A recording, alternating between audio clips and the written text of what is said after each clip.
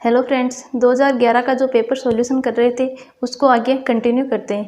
तो क्वेश्चन दे रखा है अल्ट्रासाउंड की आवृत्ति होती है। अल्ट्रासाउंड जो आपकी पराश्रव्य तरंगें होती हैं इनकी आवृत्ति कितनी होगी।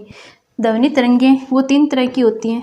पहली होती है सर्व्य तरंग, दूसरी है अपसर्व्य और तीसरी है परासर्व्य या अल्ट्रासाउंड। इनकी आवृत्ति की बात करें तो सर्व्य तरंगों की आवृत्ति है वो 20 हर्ट्ज से लेकर 20,000 हर्ट्ज के बीच होती है। जो सर्व्य तरंगें होती हैं मानव के कान है सिर्फ सर्व्य तरंगों को ही सुन पाते हैं। जो अपसर्व्य तरंगें हैं इनकी आवृत्ति है वो 20 हर्ट्ज से कम होगी और परासर्व्य तरंगें अल्ट्रासाउंड की आवृत्ति है वो 20,000 हर्ट्ज से ज़्यादा होती है। तो आपको अल्ट्रासाउंड की आवृत्ति पूछा गया है तो अल्ट्रासाउंड की आवृत्ति कितनी होगी, 20,000 हर्ट्ज से ज़्यादा होगी। तो डी इसका आंसर हो जाएगा। अगला क्वेश्चन है ध्वनि का तारत्व निर्भर करता है। ध्वनि का तारत्व वो किस पर निर्भर करता है। तारत्व क्या बताता है कि ध्वनि कितनी मोटी होगी या पतली है। तो मोटी ध्वनि या पतली ध्वनि के बारे में तारत्व बताता है। ये ध्वनि तरंग गुजर रही है तो ध्वनि तरंग में जो अधिकतम विस्थापन होता है यानी ये यहाँ तक फैली हुई है तो अधिकतम विस्थापन होगा, उसको क्या बोलते हैं, आयाम कहते हैं।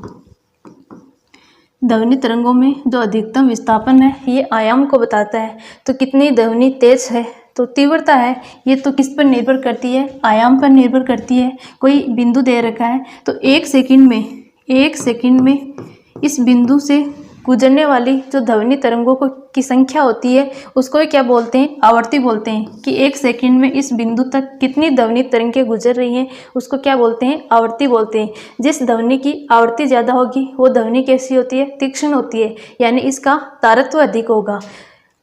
तो ध्वनि का तारत्व है वो किस पर निर्भर करता है, आपकी आवृत्ति पर निर्भर करता है। अगला क्वेश्चन है दिए गए क्षेत्र से गुजरने वाली चुंबकीय बल रेखाओं की संख्या क्या कहलाती है। ये चुंबक है, ये इसका नॉर्थ पोल, ये साउथ पोल। तो इसके चारों ओर जो क्षेत्र उत्पन्न होता है उसको क्या बोलते हैं, चुंबकीय क्षेत्र कहते हैं। तो ये चुंबक है, इस चुंबक की सतह के लंबवत, इस चुंबकीय सतह के जो लंबवत जो बल रेखाएं गुजरती हैं, चुंबकीय बल रेखाएं गुजरती हैं, उनको ही क्या बोलते हैं, चुंबकीय फ्लक्स कहते हैं। तो गुजरने वाले चुंबकीय बल रेखाओं की संख्या वो क्या कहलाती है, चुंबकीय फ्लक्स कहलाती है। चुंबकीय फ्लक्स के मात्रक की बात करें तो इसका मात्रक वेबर होता है। तो ये भी आपको ध्यान में रखना है। अगला क्वेश्चन है एक बल्ब 100 वाट और 200 वोल्ट तक है को एक 160 वोल्ट तक के साथ जोड़ा गया है तो शक्ति ह्रास क्या होगा, शक्ति ह्रास कितना होगा उसके बारे में पूछा गया है।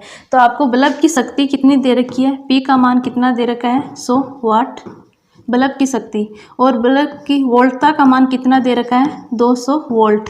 तो यहाँ से हम क्या निकालेंगे, तो P बराबर क्या होता है, यानी शक्ति बराबर क्या होगा, V² यानी वोल्टता का स्क्वायर बटे R प्रतिरोध।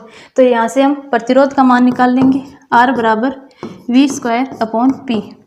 तो V का मान कितना दे रखा है, 200 और P का मान कितना है, 100। तो ये कितना आ गया, आपका प्रतिरोध का मान कितना आ गया, R बराबर 400 ओम आ गया। तो यहाँ से हम शक्ति ह्रास निकालेंगे, P बराबर यानी P' मान ले इसको, तो क्या होगा V²/R। तो R प्रतिरोध का मान कितना आ गया, यहाँ पर 400 ओम है और आपको कितनी वोल्टता के साथ जोड़ा गया है, 160 वोल्टता के साथ। तो V² का मान कितना होगा, 160 × 160 बटे R प्रतिरोध का मान 400 है। तो यहाँ से काटेंगे तो आपका कितना आएगा, 16 चौक 64। तो 64 वोल्ट इसका आंसर आ जाएगा। अगला क्वेश्चन है 1 किलोवाट घंटा किसका मात्रक है। 1 किलोवाट घंटा किसका मात्रक होगा। तो कार्य करने की जो क्षमता होती है उसको क्या बोलते हैं, ऊर्जा बोलते हैं। तो 1 किलोवाट घंटा किसका मात्रक है, ऊर्जा का मात्रक होता है। शक्ति के मात्रक की बात करें तो इसका मात्रक होता है जूल पर सेकंड या वाट भी बोल सकते हैं इसको, या क्या हो जाएगा, वाट। तो वाट मात्रक आता वो तो किसका था, शक्ति का, और आपको 1 किलोवाट घंटा दे रखा है तो ये किसका मात्रक होता है, ऊर्जा का मात्रक होगा। अगला क्वेश्चन है यदि प्रत्यावर्ती धारा का शिखर विद्युत वाहक बल E0 है तो वर्ग माध्य मूल विद्युत वाहक बल कितना होगा। सीकर विद्युत वाहक बल का मान E0 दे रखा है, तो वर्ग माध्य मूल विद्युत वाहक बल का मान कितना होगा, E0/√2 इसका आंसर होगा। अगला क्वेश्चन है, अपमार्जक जटिल लवण है। अपमार्जक जो डिटर्जेंट होते हैं वो किसके जटिल लवण है। तो अपमार्जक हैं ये लंबी लंबी कार्बन श्रृंखला वाले सल्फोनिक अम्लों के सोडियम और पोटेशियम लवण होते हैं। क्या होंगे, सोडियम और पोटेशियम लवण होते हैं अपमार्जक सल्फोनिक अम्ल के। और साबुन होती है वो वसा अम्लों के सोडियम और पोटेशियम लवण होते हैं। यहाँ पर अपमार्जक के बारे में पूछा गया है, तो ये किसके होंगे, सोडियम और पोटेशियम के लवण होते हैं, तो सोडियम इसका आंसर हो जाएगा।